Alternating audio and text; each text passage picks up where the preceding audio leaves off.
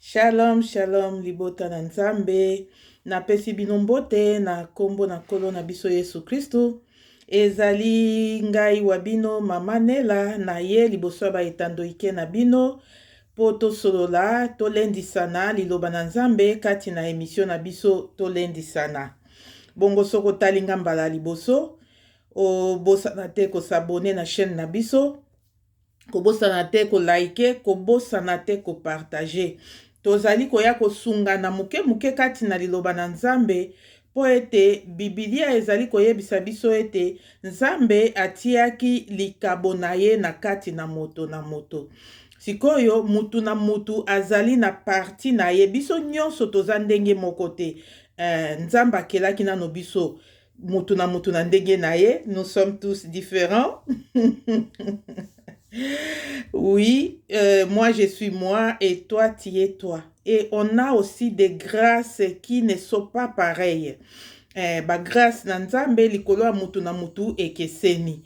Bongo kati na nyonso wana mutu na grâce oyo azwaki tozali koya kotonga nzoto na Yesu Kristo.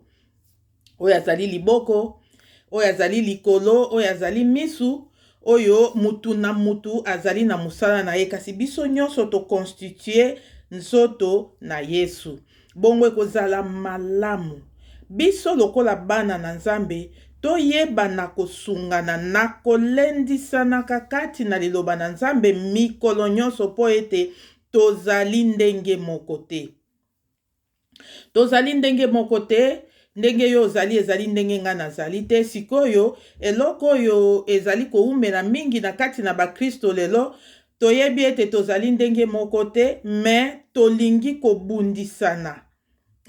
Oyo alingi abundisa moninga, oyo alingi abundisa moninga. Ko eza na tina moko te ya kobundisa moninga po ete soki totangi makomi, nzambe apesaki mutu na mutu kolandana na oyo ye nzambe asepelaki ozwa. Bongo ça ne sert à rien kobundisa moninga, esengeli kaka yo otia likabo na yo au service. Lokola Biblia eyebisi biso, sa plus tarder tokokende kotanga makomi masantu. Tozali kozwa mukanda na Matthieu. Tozali kotanga lisese oyo kolo Yesu apesaki pona maître oyo akendeki atikaki tabataleta na ye pa na ba serviteur na ye. Tokobanda kotanga ndamu tokosote parce que ezali verset moko oyo mutu nyonso ayebi yango. Biso nyonso toyebi makomi wana, mu Kristu nyonso ayebi makomi wana, kasi likambo ya mawe ezali ete tosalelaka makomi te. C'est ça le problème. Soki tosaleli makomi ekozala malamu pona lokumu na nzambe, me tozokoka kosalela yango te. Okomona nanu mutu apesi ata verset te, olingi lisusu koyoka ete parce que passage wana yo resitaka yango. Problème ezali ya koresite te. Problème ezali ya koyeba te o tel chapitre o boy. Non. Problème ezali kotia en pratique. Pratiquer la parole de Dieu. C'est ça le problème aujourd'hui. Nazalaka na ndeko moko boye, nabzo kolendisa ye, soki na bandika koyebisa yo ebi Bible lobi, nzamba lobi boye ayebisi nga, oui, passage tel, chapitre tel, verset tel. Donc il avait tout dans sa tête. Mais loko yazalaki nango te ezali ko salela yango. Asalelaki yango te, mais abandaki koleka na koresite yango mwana na nzambe. Oyo sikolami na makila na moto ya Yesu Kristo, esengeli oyeba na kosalela liloba na nzambe. Tobiangami po na kosalela liloba na nzambe. Tokokende kotanga Matthieu chapitre 25, tokozwa verset 14 na 15. Tozokende kotanga lisese ya talenta oyo. Tozwi 14. Il en sera comme d'un homme qui partant pour un voyage, appela ses serviteurs et leur remit ses biens. Il donna 5 talents à l'un, 2 à l'autre et 1 au troisième, à chacun selon sa capacité, et il partit. Amen. Tosuki nanuana. Yango nalingaki koyebisa yo ete tozali ndenge moko te. awa kolo yesu nde apesi lisese oyo alobi ezalaki na mosali moko azalaki kokende mobembo liboso akende mobembo abengaki basali na ye abengi basali na ye apesi moko 5 tala apesi mususu 2 apesi mususu 1 sikoyo atikeli bango yango akendeki mobembo Biblia nange elobi apesaki mutu na mutu tokei Bible elobi à chacun selon sa capacité. Maman, les dons que tu as là, c'est selon ta capacité. Ça ne sert à rien d'envier les dons de l'autre. Ça, ce qu'il lui a, c'est selon sa capacité à lui. Ce que moi j'ai, c'est selon ma capacité. Ça ne sert à rien, oya kofanda wa. Oloba te, esengelaki asala la, esengelaki atia le, esengelaki ateya nde boye. Soki ngai nalingaka koteya, na koteya lokola yo te po ete tala oyo nga nazwaki, ekeseni na oyo yo zwaki. Donc to kabwani, to keseni en fait. Yango wana koyina mutute. Ça ne sert à rien de jalouser. Ne jalouse personne parce que on n'est pas pareil. On est tous différents. Yango wana nzamba tango abandaki kokela mokili alobaki moi ezala ezalaki alobaki butu ezalaki nalingi nayebisa yo ete butu azali na temps na ye ayebaka na bandaka soki 19h nakendaka kosuka na 5h du matin soit 6h tongo ayebi ke 6h ngai tongo na ye ngai moi na ye ti coucher du soleil 18h banda ndenge nzamba salaki bikelamu na nzambe oyo nzamba salaki ezali kotosa ye ti lelo nzamba lobaki moi ezala banda moi ezala ti lelo moi etikala koya ko se révolter te koloba non na leminga na bimaraka na moi nalingi pe na bima na butu tango bato baza kolala te yango Bible lobi la nature ne vous enseigne pas nature il faut ete ya biso moi bambula banani eza biloko nzamba keli esengeli yango nde te ya biso soki moi atikala esika nzamba tiaki ya leka mundelo na ye te butu atikala esika nzamba tia ya leka mundelo na ye te bongo yo moto. Pourquoi boningaka ko dépasser ba limite, ko dépasser ba borne? Biblia yebisi biso ete mosali otango akendeki apesaki mutu na mutu tala. Apesaki mutu aliboso 5 tala, apesaki ya mibale 2 tala, apesaki ya misatu tala moko.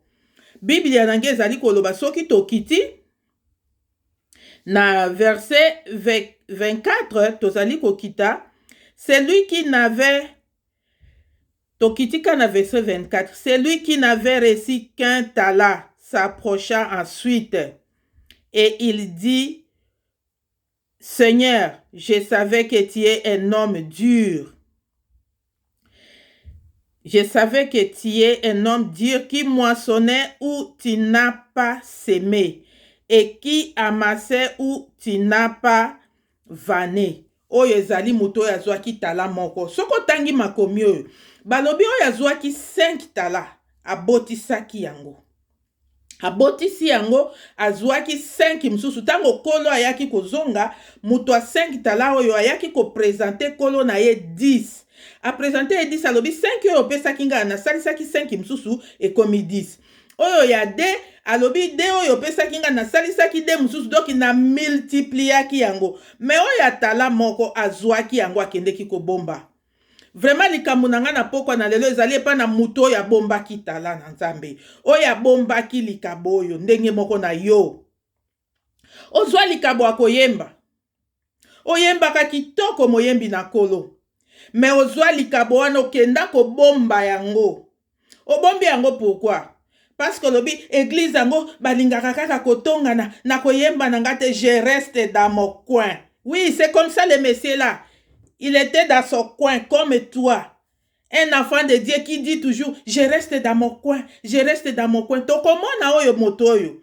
oyo azwaki tala moko akendeki aseretiraki alobi kolo il était méchant il amasse là où il n'a pas semé akei ake kobomba alobi tala na ye oyo moko ndenge atikelaki nga akoya kozwa ngo ndenge atikaki mabe nini nano moto oyo asalaki soki tolobi totuna otikeli nga eloko no nake kobomba yango nabombi yango mokolo ye napesi yo toyoka sikoyo kolo eloko nini alobaki.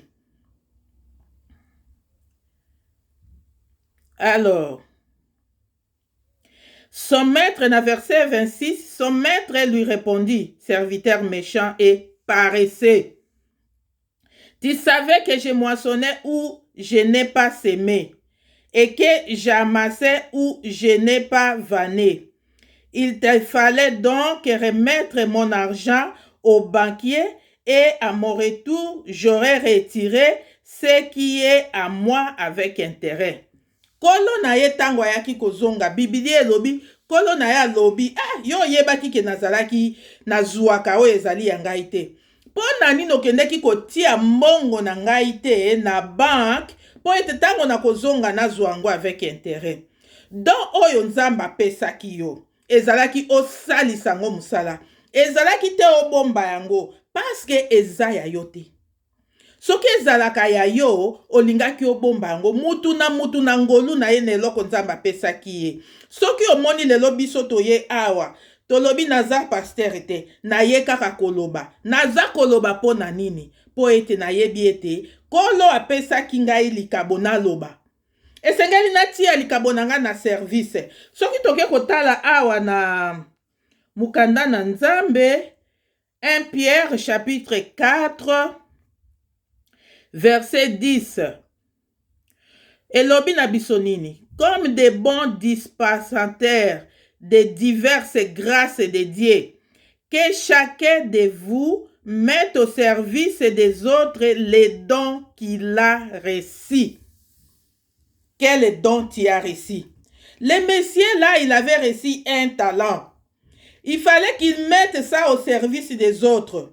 Il n'a pas voulu mettre un talent au service des autres. Il a pris ça, il est parti cacher.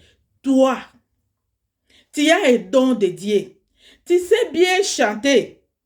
Si tu chantes comme ça, les gens ils disent, oh, les gens ils bénissent Dieu. Mais c'est le don que tu as reçu de la part de Dieu. La Bible dit, mets ce que tu as reçu de la part de Dieu au service des autres. Tia yango na service abaninga papa. Yoka na yebisa yo likambo moko. Oyebi Petelo. Petelo azalaki molobi na mbisi. Abandaki koloba mbisi. Tango akutani na Nkolo Yesu ayebisi ye yaka landa ngai na kosala yo molobi ya bato. Nangaki na yebisa yo mobali kitoko. Oyo soki odrage mwasi nyonso azokweya makale kale. Yaka na Nkolo Yesu asala yo mobongolisi ya mitema ya basi ke mobali oyo akweyisaka basi. Esengeli façon na yo ya koparle wana oyo basi nyonso bakweyaka ndeke mais viens en Jésus. Mets ça au service des autres kotia yango na lolenge ya mabete. Oza na mungongo kitoko oyo kendaka koyembela mandona ya koyembela Yesu. Yo oza dragueur, soko o drage mwasi akwei mayanga, yaka ote ya Yesu. Pasteur moko na ningaki na yebisa yo mawa na yo paske oza na likabo wana ya koloba, ya ko convaincre batu. Me ozwi likabo wana ya ko convaincre batu, oye okomi ko coucher na bana ya batu na kati ya église. Ozwi likabo saleli yango musala mususu, ezali mawa. Papa yaka na Yesu.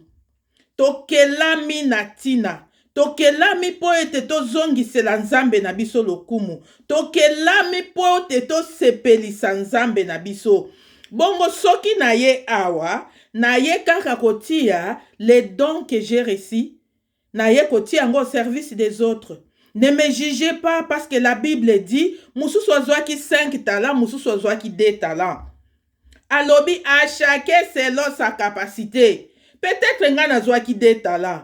Peut-être yo zwa qui dit talent. Ça ne sert à rien qu'au juger. Ba chrétien. Botika ba jugement na kati na bino. Toza na adversaire moko. Eza Satan.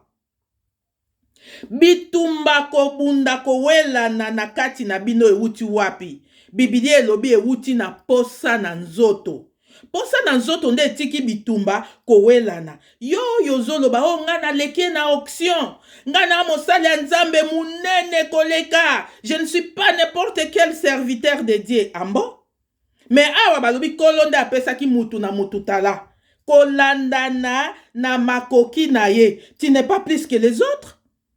Tu n'es pas un grand comme tu le prétends être. Si Dieu t'a donné 5 talents, parce qu'il savait que ça te convient 5 talents.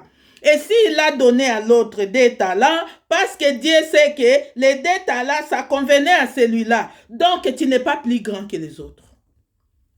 Casse ton orgueil. Ça sera plus bien. Parce que, badon oyotozo zwa, eza ya bisote. Vraiment, eza ya bisote. Tokoki pe kosomba yango na mbongo te.